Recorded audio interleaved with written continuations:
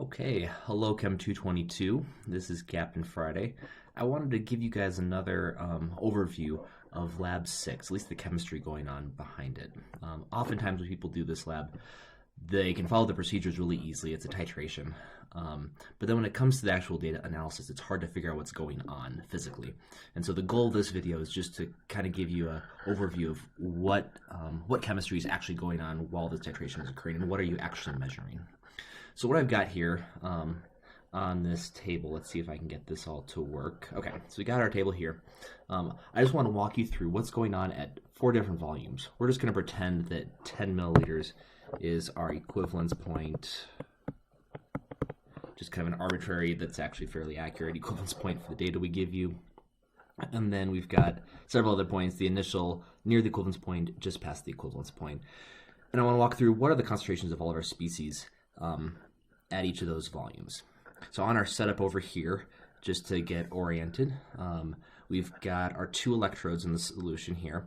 This is our silver-silver chloride electrode that I showed you in the first half of the video how we made that. And so that is a reference electrode. You got a salt bridge down here. And so that is our constant voltage that we are always comparing our solution to. And then over here is our platinum electrode. You can think of this as just a sensor. It's just sensing the voltage of the solution itself. And then the voltmeter here, these are the same voltmeter. I just didn't want to try drawing them all the way around because that would just get messy. So that's our setup. When we started the titration, we had started with primarily iron 2 plus ions in here. Okay, good enough. So that was from our salt that we dissolved. And then our titrant up top is our dichromate. Oops, wrong color. Trying to keep our colors clear here because I think that'll be helpful in this process. So that's going to be our Cr2O7 dichromate solution. We're going to be adding that dropwise into our solution down here. So when we have 0 volume of our iron, I'm going to use non-traditional units simply for the sake of helping conceptually understand what's going on without having to get bogged down in the math. And so our initial solution here is 100% iron 2, and we'll say it's 0% iron 3. We haven't added any dichromate to that yet, and so none of it has been oxidized from iron 2 to iron 3. So we're at 100% and 0% there. Our chromium, we haven't added anything to any of our chromium yet, so we're going to say 0 milliliters worth of chromium, of dichromate, and 0 milliliters worth of Cr3+. Okay, so once we start the titration, we know that the chromium is going to come into solution, and it's going to react with the iron. In the lab handout, you had to write the balanced chemical equation, so I won't spoil the results of that. But as you add the Cr2O7 to the solution, it's going to react with this iron, removing electrons, turning our iron 2 plus into iron 3 plus. And so when that happens, our chromium is also converted, then it is reduced into chromium 3 plus. And I'm ignoring stoichiometry here, again, just for the sake of trying to keep things simple. So when we get near our equivalence point, if our equivalence point is at 10 mils, at 9 mils, we only have 10% of our original iron that's left.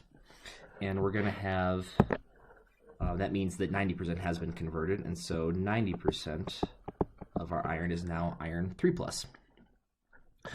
The other stuff in our solution, all of the chromium that we've added, has been converted to chromium 3 plus. So we're still left with 0 milliliters worth of chromium, of dichromate, and we have at this point 9 milliliters worth of chromium 3 plus. So what we're reading at this point, as we went from the 0 to the 9, let me grab a little larger marker here. When we went from 0 to 9, our silver-silver chloride electrode is being compared to this iron equilibrium going on here. We start off with almost all iron 2+. You have to assume there's some iron 3+, otherwise the Nernst equation either goes to 0 or infinity. Well, it goes to positive or negative infinity. Anyway. So at first, before the equivalence point, we're comparing our silver chloride electrode over here to our iron 2, iron 3+ equilibrium here. So that's the other half reaction that determines the full cell potential. Once we get to the equivalence point, though, at that point, all of our iron, we're going to put an approximate here. I'll explain why in a second. About all of our iron has been converted over from iron 2 to iron 3+. And at this point, we still have about 0 mils of dichromate because all of our chromium 3+, or all of our dichromate has been converted to chromium 3+. So we'll just draw that over here as well. We got a little bit more chromium 3+ in there, and at this point, all of our iron 2 has been converted to iron 3. Okay, so why did I throw those approximate symbols in? And I forgot one. There we go. At this point, we have a little bit of complex chemistry going on. If we only had one species, we could set up an ice table and figure out how much of our iron 3 turned back into iron 2 in order to make sure equilibrium is working. With redox chemistry, it's typically a pretty strong equilibrium, so it's really close to 100%. But just like acid bases, there's always a little bit of back and forth due to an equilibrium being there. However, in this case, we've got this equilibrium. Let's use a bigger marker. We've got our iron 2, iron 3 equilibrium and our dichromate chromium 3+ equilibrium, both of which are in reference to our silver chloride electrode. Trying to solve this math gets a little bit of a headache. I think you guys did it in lecture, and there's one homework problem where you have to do it, a simplified case. Good news is we don't have to solve that in this video, so we can keep moving on. And so that's why I threw the approximation signs in there. After the equivalence point, obviously our iron 2 is still all converted to iron 3, and so we'll say that this is still 0%. Our iron 3 is still 100%, but now we've added 1 extra mil of our dichromate, meaning we now have 1 milliliter worth of dichromate, and we still have our 10 milliliters worth of chromium 3+. And so at this point in the solution, let's add that dichromate. At this point in our solution, now our equilibrium is no longer between our iron compounds and the silver chloride solution. It's now the chromium compounds and the silver chloride. And so we can kind of summarize that at this point, before our equivalence point, we're comparing silver to our iron species. And then after the equivalence point, we are comparing our silver electrode to the chromium species. And the difference in cell potential of this equilibrium versus this equilibrium is why we have such a large jump at the equivalence point in a potentiometric titration. And so that's what we're actually seeing. We're seeing the equilibrium chemistry changing from comparing these two species relative half reactions to these two species relative half reactions to each other.